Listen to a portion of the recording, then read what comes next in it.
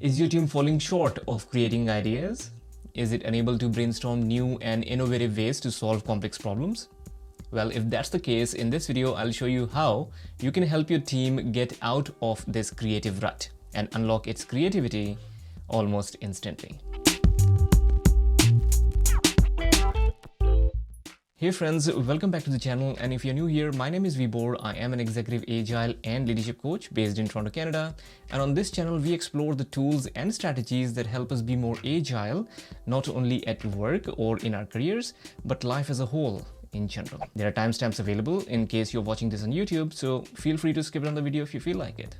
But for now, let's get started. Brainstorming is a great way to gather new ideas and solve problems. It's easy to execute and usually generates a large number of useful, innovative ideas. Or at least, that's what we think. Whenever we feel a need to innovate or generate new ideas, we schedule a meeting, make the team sit in a circle, hand them post-it notes, and ask them to spill their brains and regurgitate a masterpiece. Something new and extraordinary that the world has never seen or heard of before.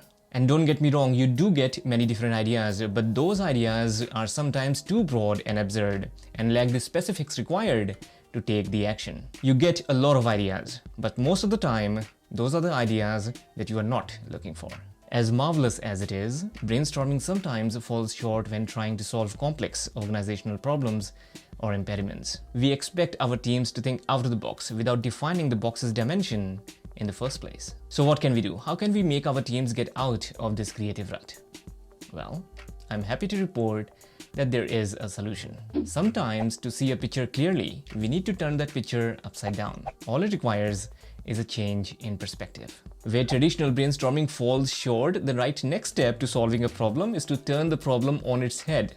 And that's where the concept of reverse brainstorming comes into play.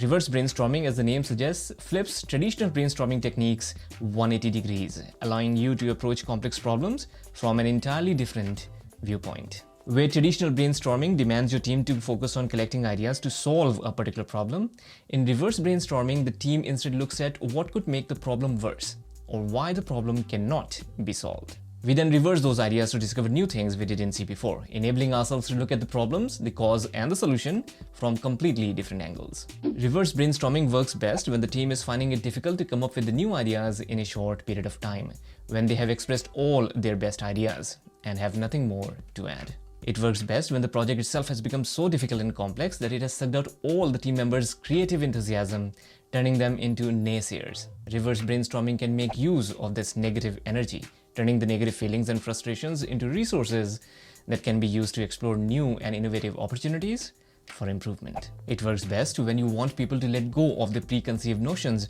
about a particular topic or subject.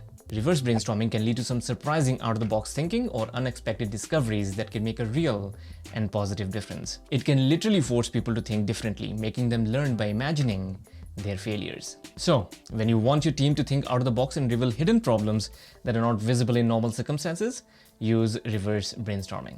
Okay, so there are 5 steps to use reverse brainstorming. In step 1, we identify the problem. Just like the traditional brainstorming session, we first need a problem to solve. For example, in our case, let's take a generic increase sales in a store as a problem to solve. In step 2, we reverse the problem, and instead of avoiding it, we make it the goal or the vision that we want to achieve. For example, instead of asking a team to brainstorm how to increase sales, we ask them how to decrease sales. In step 3, we brainstorm ideas to achieve the reverse goal. For example, in our case, we let the team members come up with ways to decrease sales. And we welcome all ideas, no matter how outrageous they are.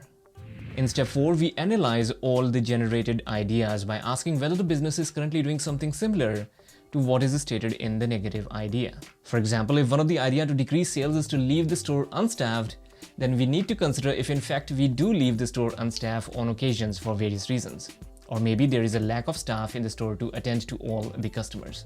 You'll be surprised by the kind of problems you can uncover in this phase of reverse brainstorming. The 5th and the final step is to evaluate the selected ideas and identify the solution for the problems identified in step number 4.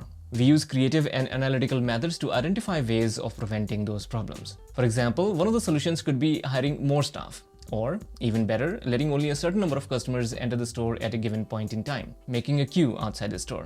This will not only solve our problem, but will also serve as a wonderful marketing strategy, showing the demand for the store items to the public passing by. Reverse brainstorming is a great tool that can energize a weak brainstorming session and engage participants who feel disempowered or disconnected from the process. It can also be a good way to help your team members step back from the day-to-day experiences and see the process, product, or service from a new and different point of view.